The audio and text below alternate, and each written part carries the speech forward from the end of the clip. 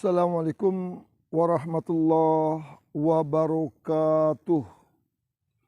Innal hamdalillah nahmaduhu wa nasta'inuhu wa nastaghfiruh wa na'udzu billahi min syururi anfusina wa min sayyiati a'malina. May yahdihillahu fala mudhillalah wa may yudlilhu fala hadiyalah. Ashhadu an la ilaha illallah wahdahu la syarikalah wa ashhadu anna Muhammadan abduhu wa rasuluh alladzi la nabiyya ba'dah. Puji dan syukur marilah kita ucapkan kehadirat Allah Subhanahu wa taala karena Allah masih memberikan kita kemudahan untuk melaksanakan serangkaian ketaatan ibadah kepada Allah Subhanahu wa taala, dan Allah masih memudahkan kita untuk menuntut ilmu dengan benar, mempelajari Al-Qur'an dan sunnah Nabi Muhammad sallallahu alaihi wasallam. Semoga dengan kita tambah ilmu, kita tambah semangat untuk melakukan ketaatan, melakukan amal soleh, dan meninggalkan semua yang dilarang Allah Subhanahu wa taala. Selawat dan salam marilah kita tujukan kehadirat Rasulullah sallallahu alaihi wasallam, kepada keluarganya, sahabat-sahabatnya, dan orang-orang yang telah mengikuti sunnahnya sampai hari kiamat. Jemaah kaum muslimin yang dimuliakan Allah Subhanahu wa taala. Imam Bukhari dan Imam Muslim pernah meriwayatkan dalam salah satu hadis. Hadis ini dari Abu Hurairah radhiyallahu anhu, ia berkata, yaqidu syaitanu ala qafiyati ahadikum idza huwa nama thalasa uqadin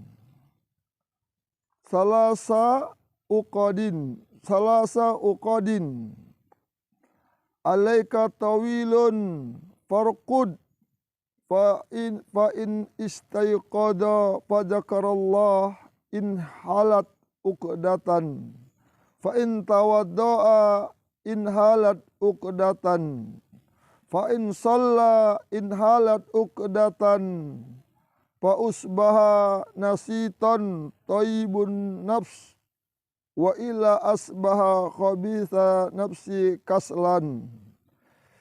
Nabi sallallahu alaihi wasallam pernah mengatakan, ketika salah seorang di antara kamu tidur, setan akan mengikat dengan thalasa uqadin, dengan 3 ikatan di kepalanya.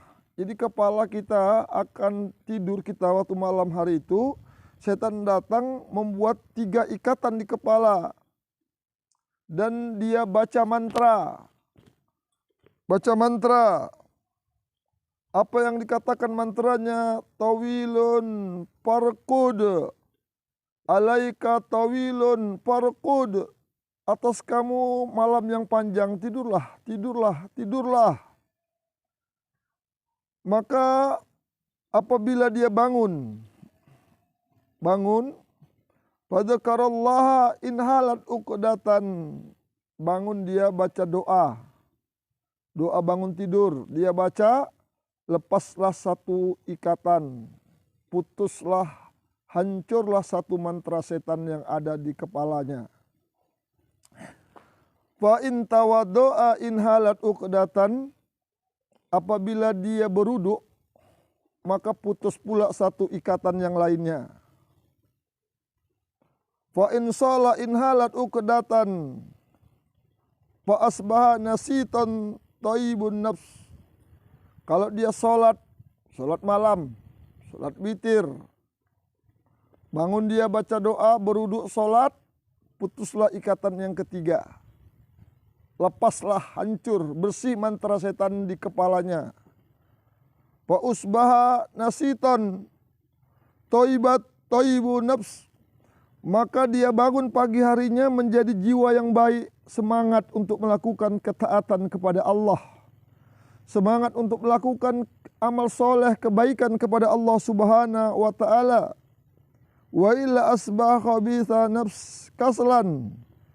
Jika dia tidak bangun, tidur terus sampai siang, maka bangunnya siang, tidak sholat malam, subuhnya juga kesiangan, bangunnya dengan keadaan yang malas, dengan jiwa yang buruk, malas, hilang semangat untuk melakukan ketaatan.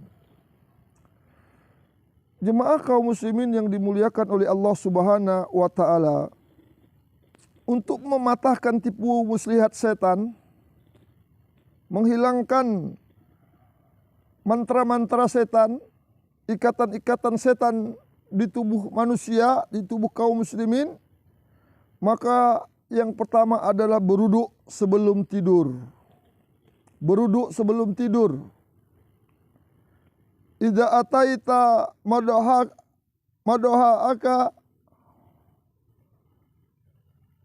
maka Nabi mengatakan dalam hadis yang diriwayatkan oleh Muslim, apabila dia mendatangi tempat tidurnya, fatawaddau wudu'aka, beruduk dia seperti wuduknya mau sholat. Beruduk dia seperti wuduknya mau sholat.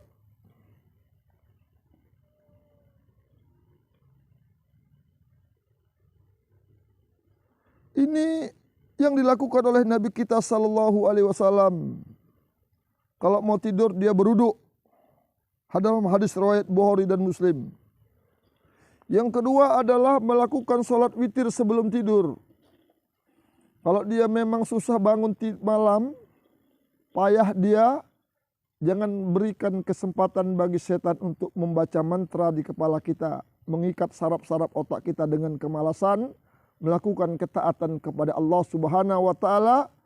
Kalau kita payah bangun malam, sholatlah sebelum tidur. Sholat witir sekurang-kurangnya 1 rakaat. Jangan kasih kesempatan setan membaca mantra di kepala kita. Kita jadi malas, saraf kita jadi lemah untuk melakukan ketaatan kepada Allah Subhanahu wa taala.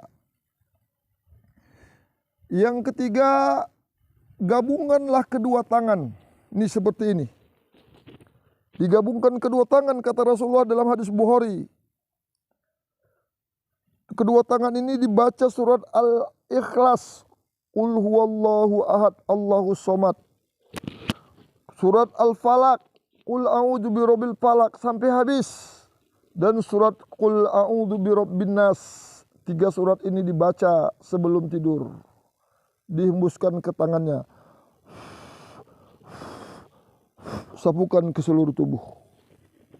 Sapukan ke seluruh tubuh. Sapukan. Mana yang bisa dijangkau, ke kaki, ke badan ini sapu-sapukan semuanya. Ini yang dilakukan Nabi kita dalam hadis riwayat yang dari Aisyah. Hadis riwayat Bukhari dari Aisyah. Yang keempat adalah membaca 2 terakhir surah Al-Baqarah sebelum tidur. Dalam hadis riwayat Bukhari dan Muslim, dalam kitabnya Fathul Bari dan dalam Sahih Muslim, Nabi mengatakan dalam hal ini, man qara'a bi ayataini min akhir suratil Baqarah fil laili kafatahu.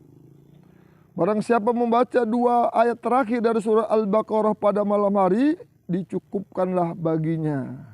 Jadi cukup itu cukup kita tidak diganggu jin, tidak diganggu yang arah bahaya lainnya. Dan yang kelima adalah membaca salah satu surat Al-Quran. Hadis marfu dari Imam Ahmad dan Tirmidzi meriwayatkan dari Sadad bin Aus radhiyallahu anhu, ia berkata, tidaklah seorang muslim hendak pergi menuju pembaringannya, lalu dia membaca salah satu surat dari Al-Quran, melainkan Allah akan mengutus salah satu malaikat untuk memeliharanya dari segala sesuatu yang akan menyakitinya hingga dia terbangun. Ini cara-cara yang diajarkan Nabi kita sallallahu alaihi wasallam. Yang terakhir adalah membaca ayat kursi jika hendak tidur. Hadis Abu Hurairah radhiyallahu anhu disebutkan, setan berkata kepadanya, jika kamu hendak berbaring di atas tempat tidurmu, maka bacalah ayat kursi, karena kamu akan senantiasa memperoleh pemeliharaan dari Allah dan setan tidak akan mendekatinya hingga pagi hari. Hadis rawahu Bukhari. Jadi bimbingan-bimbingan seperti ini yang telah diajarkan Nabi kita, ini kita praktekkan untuk melindungi diri kita dari musuh yang sangat berbahaya, yaitu iblis, yaitu setan. Dia masuk ke saraf, saraf kita jadi lemah menerima kebenaran. Yang keluar dari saraf-saraf kita adalah pikiran-pikiran yang kotor, yang ingin melakukan kemaksiatan dan kedurhakaan kepada Allah Subhanahu wa taala. Maka lindungilah seluruh anggota tubuh kita itu dengan cara-cara yang diajarkan Nabi kita Muhammad sallallahu alaihi wasallam. Semoga Allah Subhanahu wa taala menjaga kita semua dari segala macam bentuk maksiat, segala macam bentuk dosa di dunia, dan memelihara kita di akhirat dari azab nerakanya, dan memberikan kita semangat untuk melakukan ketaatan kepada Allah dan melindungi diri kita dari segala macam bentuk perbuatan dosa. Assalamualaikum warahmatullahi wabarakatuh.